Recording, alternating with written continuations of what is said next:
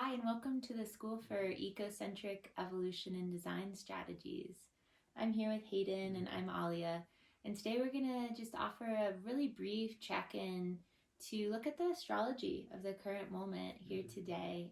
Astrology has been a tool that we found to be incredibly useful and insightful, especially over this last year. There's been so much incredible resonance with what's happening astrologically and what's been happening for us collectively and also individually. Yeah. So we've just found it to be one of the ancient tools that we've chosen to sort of self-study and learn more about, and we're excited to share a little bit with you today about what's happening in the stars right now.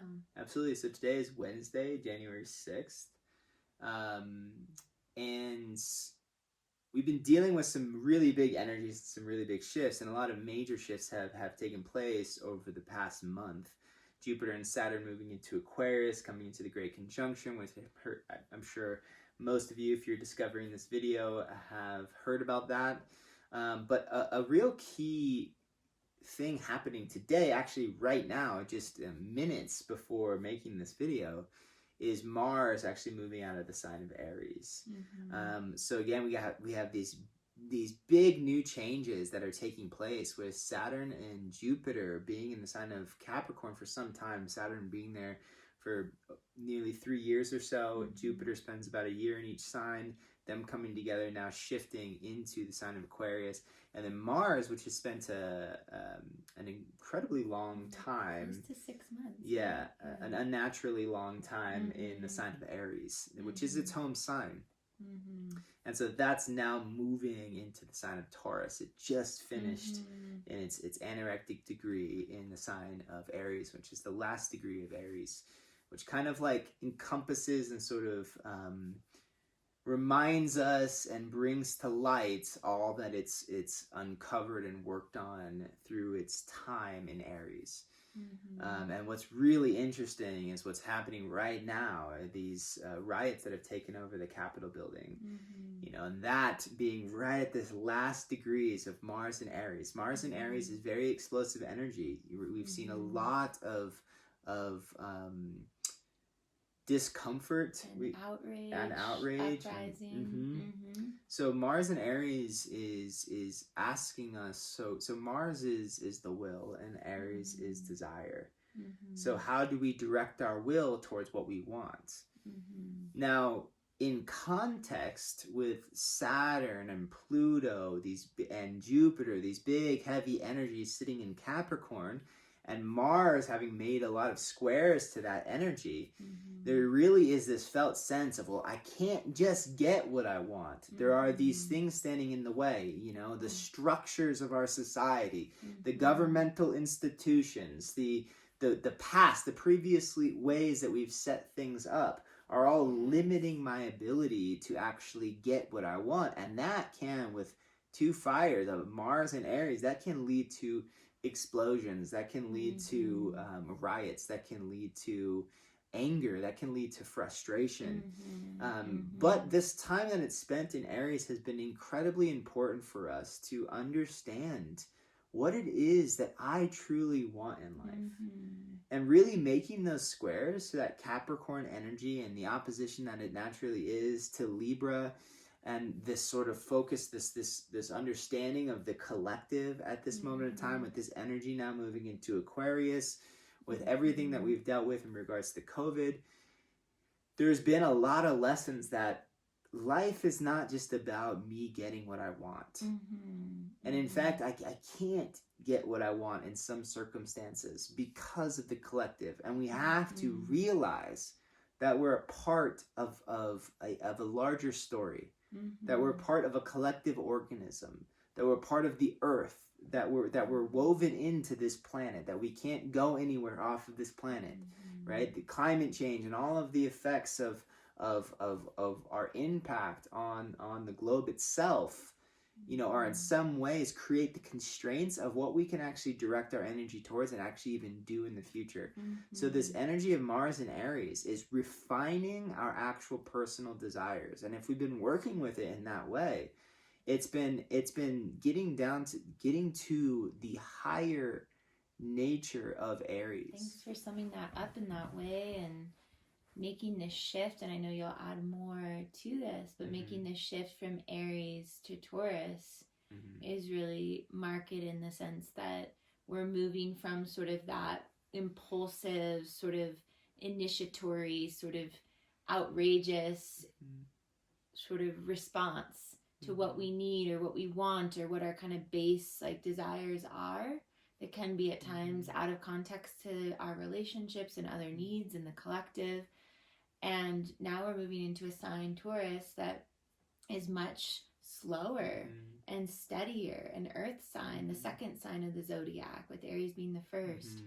That's really about what foundations do I actually need to build? What routines, what realities do I need to plant into the ground?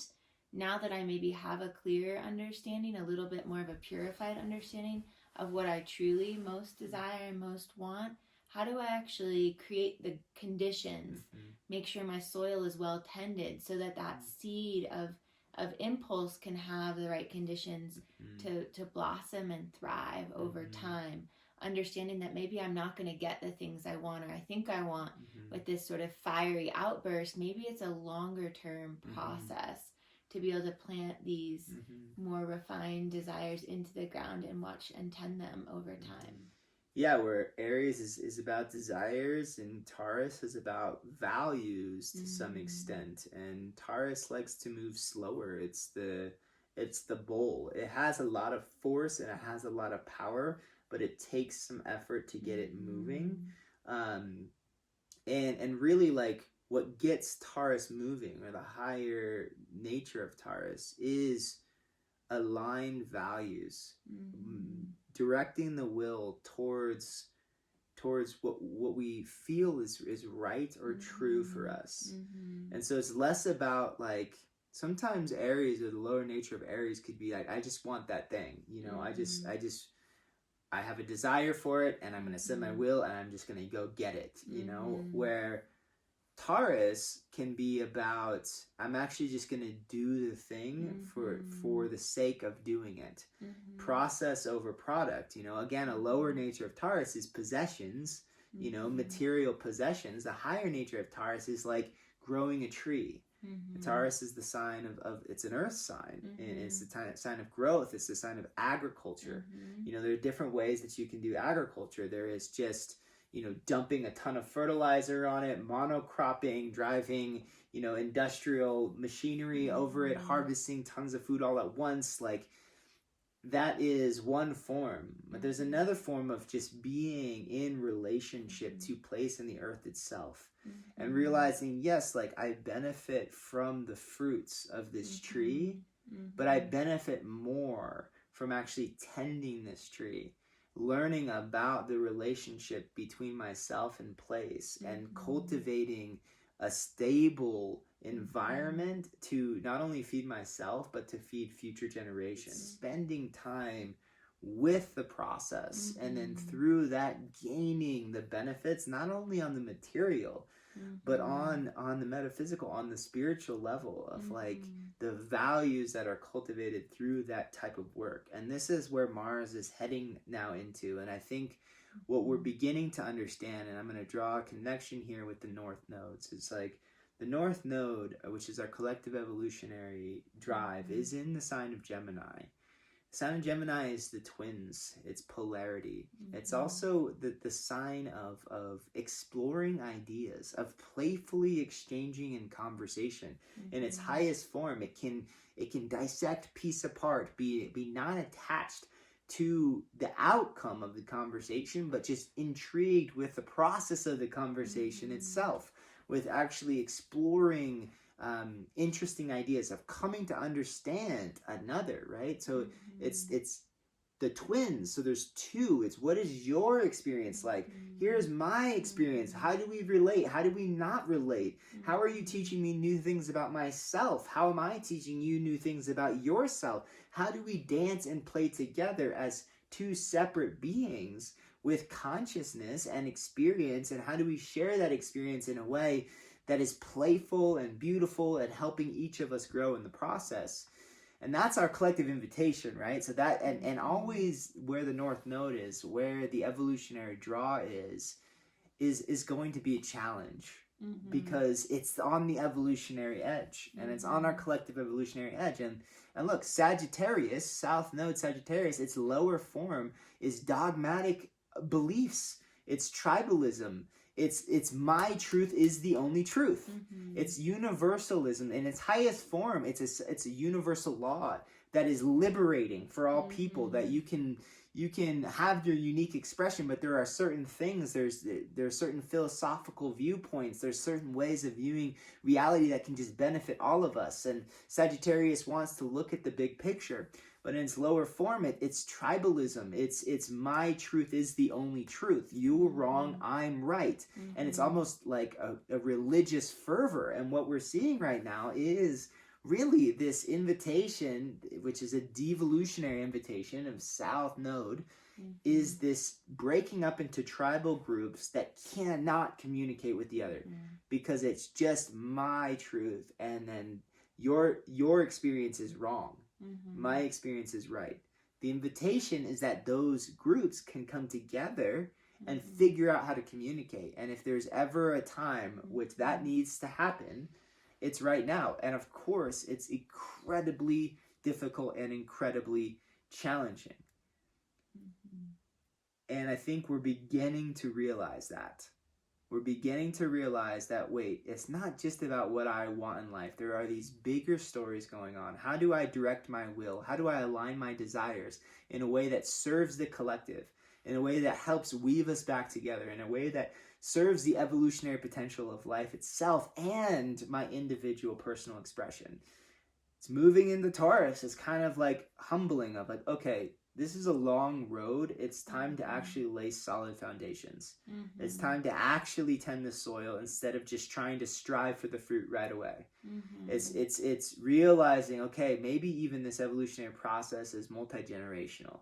What is just the next step I can take? What is that just next bit of practice that I can implement? What is the next routine that I can structure in my life so that I can live more fully into my essence of what I know I can offer to this world for the evolution of the whole? You know, and realizing that in connection to this North Node is we have a lot of work to do in order to bridge the divide between self and other.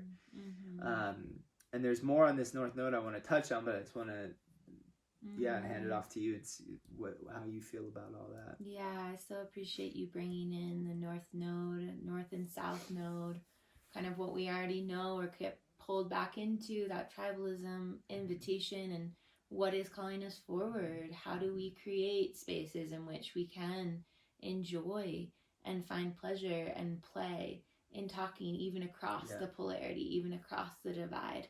And we need that so desperately. And I'm just like thinking about too how Neptune is making this square to the North and South Node right now, and it will be for a little while.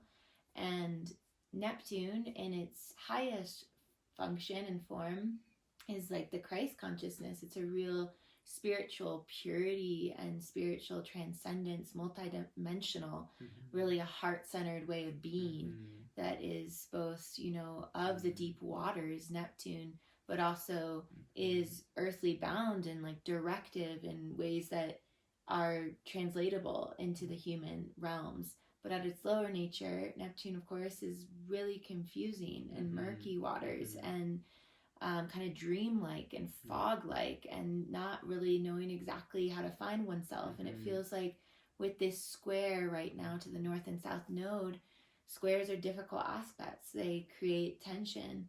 And so there can be this experience that I think that many of us are having of like, what exactly is being asked of us collectively right now? How do we do that?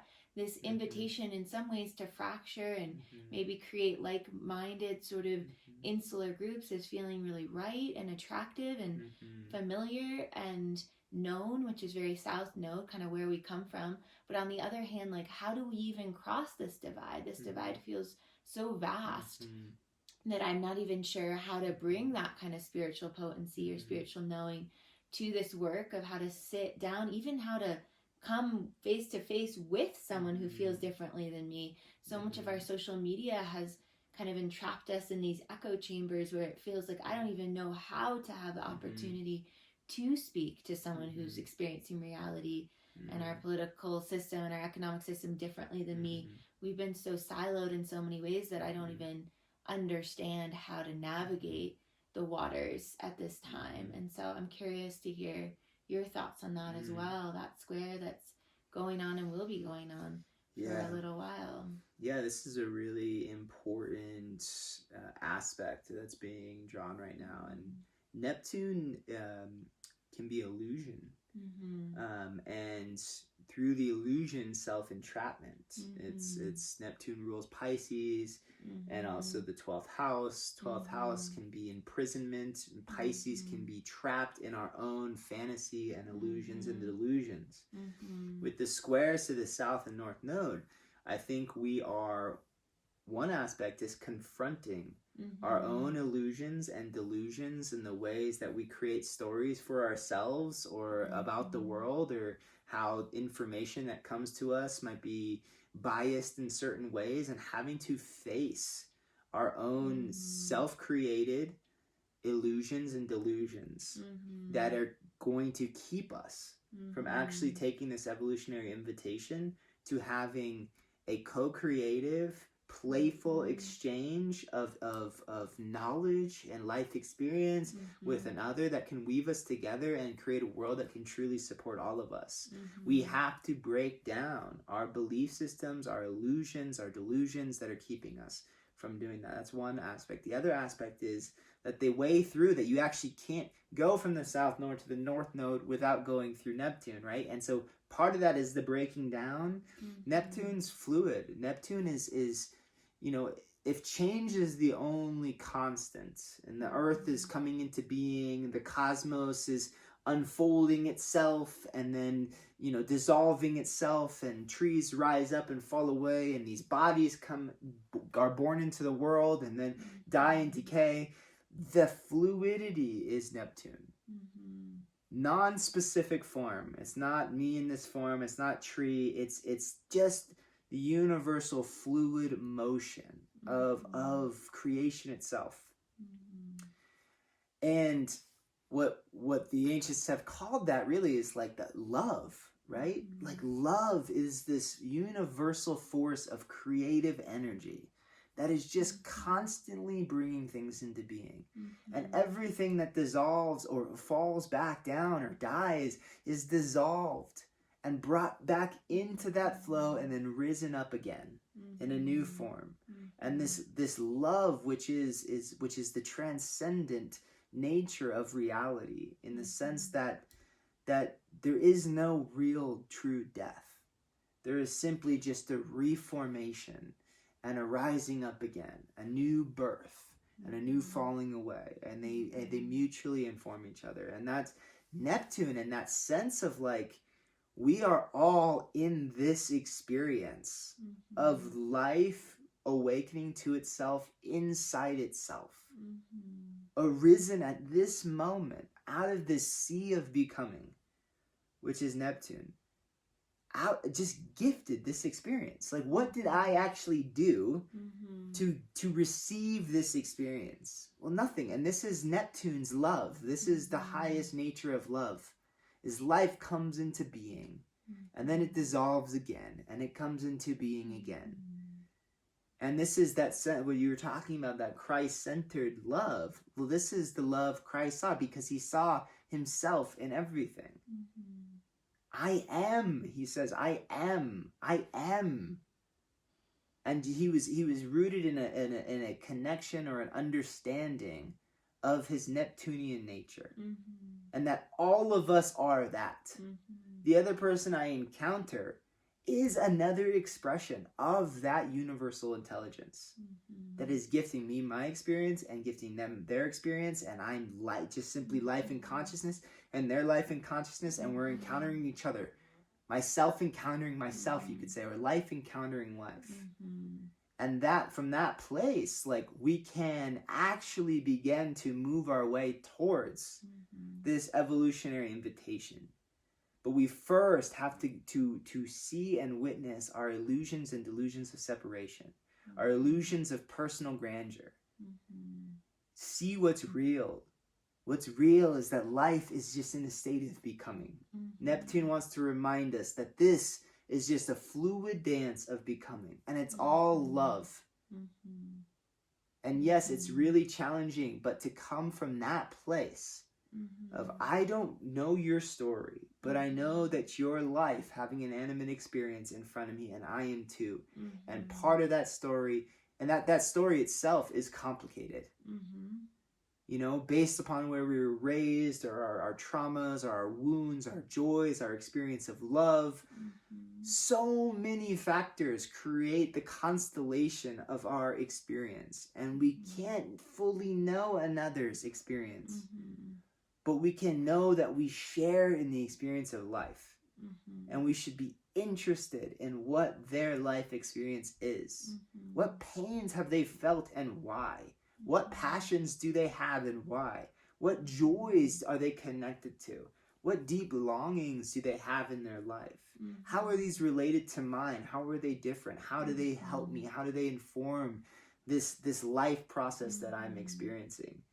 And if we can take that detour into Neptune, be willing and brave enough to see what is, to connect to that universality, to open that heart-centered place, and then strive towards that North Node. Take a step in that direction. Mars in Taurus, put some foundations in place so that you can engage with life in ways that are meaningful, in ways that are values aligned, in ways that are interconnected with other people, in ways that are beginning the process of collaboration. And then, Beautifully said. From that deepest remembering that we all are life becoming, it feels like that is really the only way that we can move towards this North Node of taking joy and pleasure and playing with who are you, and how did you come to these beliefs, and how can we trust that knowing one another's meaning making and beliefs in these times across such different identities and experiences is actually the only way that we could better safeguard and protect and steward future life. Because I couldn't fully know the whole experience of life. I am just this one node of experience, and I can deepen that understanding by communing with across constellations of difference or separation to gather a much wider and broader net of understanding of what it is to be human, what it is to be life, and what life is asking of each of us in different ways to be listening towards, to be caring for, to be attentive to, and to trust that from that Neptunian love feels like the only way we can really step towards that Gemini North Node. Because the Gemini is curiosity. You can't have real curiosity without love. Love is the key to curiosity. If you love yourself enough, you're willing to let go of previous beliefs that are actually keeping you small. Love is an evolutionary impulse. It's not, I want to be right because it gives me a sense of stability or a sense of strength. It's I actually want to be engaged with truthfulness. And that truthfulness doesn't just live in me. It's beyond me. It's the real experience of another that I haven't experienced, that then informs this field of truthfulness that I am in loving engagement with for the sake of life and the evolutionary potential of life. We have to be willing to let go of our beliefs, and this is what Neptune challenges us on, because it can seem so clear. They're wrong, clearly wrong. You know, I know it. And it seems so, like this is just reality, and that's this sort of Neptune illusional space. But the true Neptune is like, we have to let go of that. We have to let go of that projection or that felt sense of right and wrong and step into the fluid nature of becoming. And that and how we can do that right now in a world so divided in a world where we have our social medias just offering us these echo chambers that just reinforce our current belief structures of just like, yes, the way you view the world is true, the way they view the world is wrong. More separation, more separation, more separation.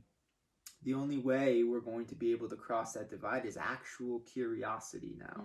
Actually getting bored with the feedback loop of just that how I view the world is the right way to view the world.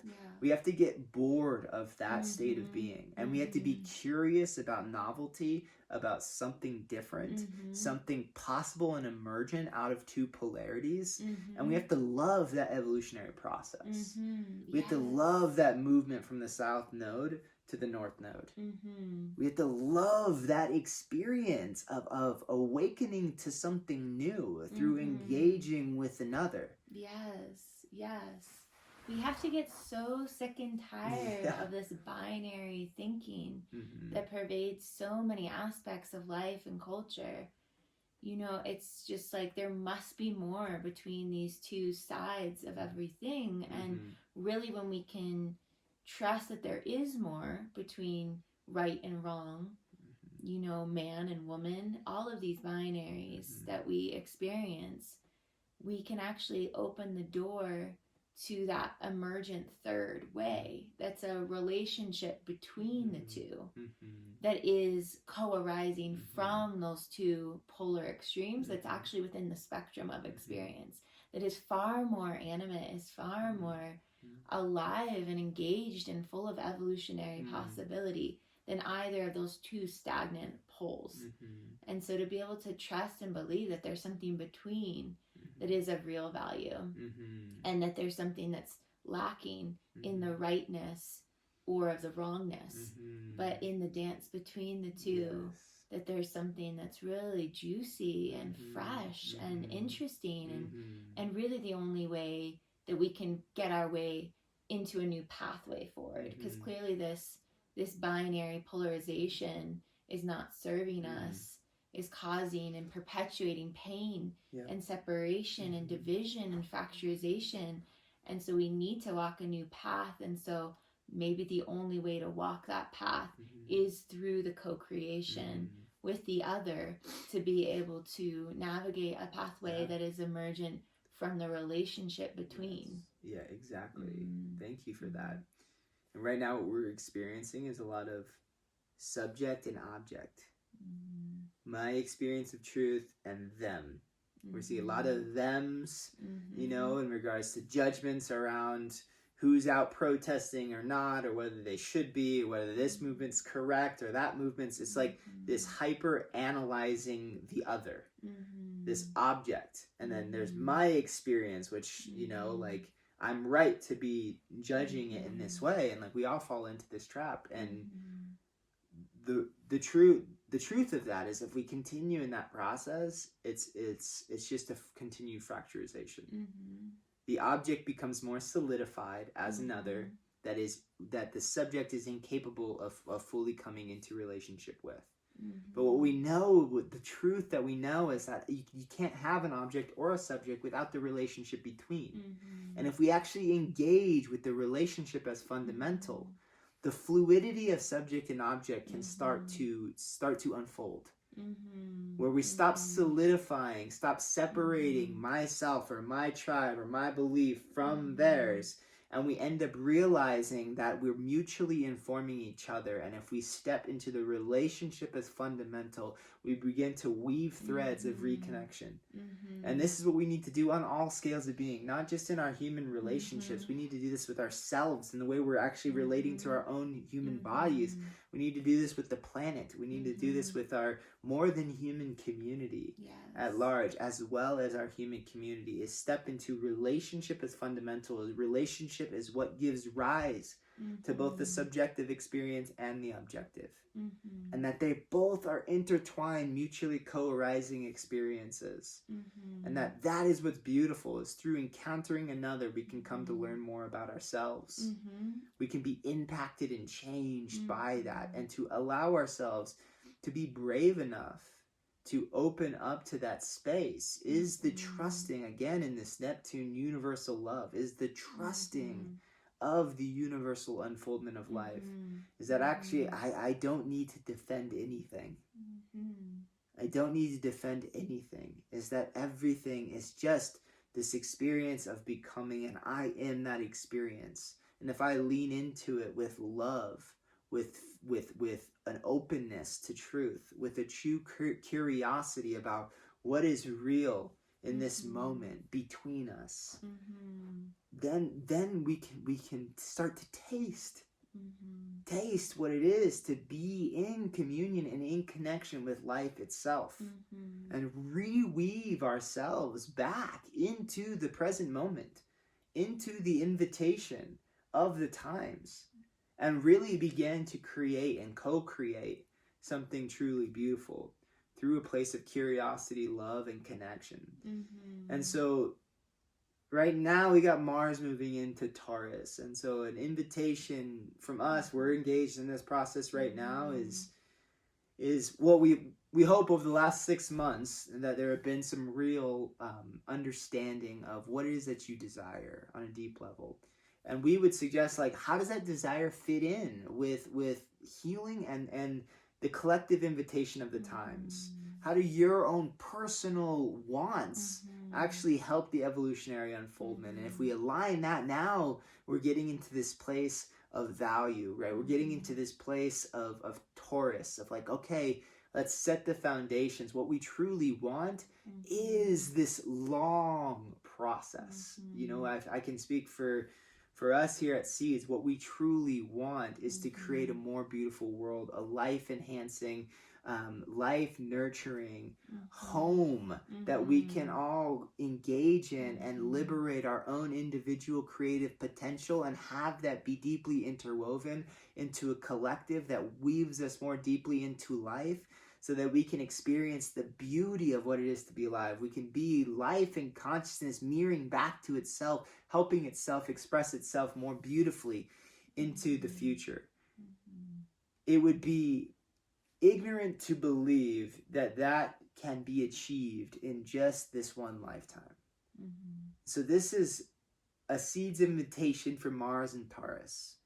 What are you working for that you may never actually be able to have or possess in this life, but just the process of working towards it is where the value is where you're growing a maturity, you're growing a connection, you're growing a depth of understanding, you're growing a way of learning how to love another. What are those practices, you know, that you can connect to in a way that not only will help you weave into more meaning and depth, but will be this anchor point for future generations. From that, we really feel like that's where our will, that's where our Mars energy, that's where that sexual potency that wants to create needs to weave itself down into the small details, needs to find joy in the long-term process, needs to break free of our constraints of just this single lifetime and just about what I can gain in that single lifetime, and be in service to something much greater. Because the truth of the matter is, we really don't know what the fruits of our individual lives will be, or the outcome or the fruits of the human species. And so we think a lot about, how do we strive to live in a way where we can hopefully die well, individually, and if necessary, collectively, where the same actions that would be life-giving for the future generations are those same values-aligned actions that would help us feel ever more like we have offered ourselves to this life, and that our species has offered itself in these pivotal moments to a reckoning and a values-aligned way of being with the healing process, being with the growing process of something more beautiful. And so that invitation that you speak to of what small to larger ways can you orient in this time towards meaning in your life that, regardless of outcome, feels nourishing and feels right and feels grounding for you as an individual and part of this larger collective unfolding story?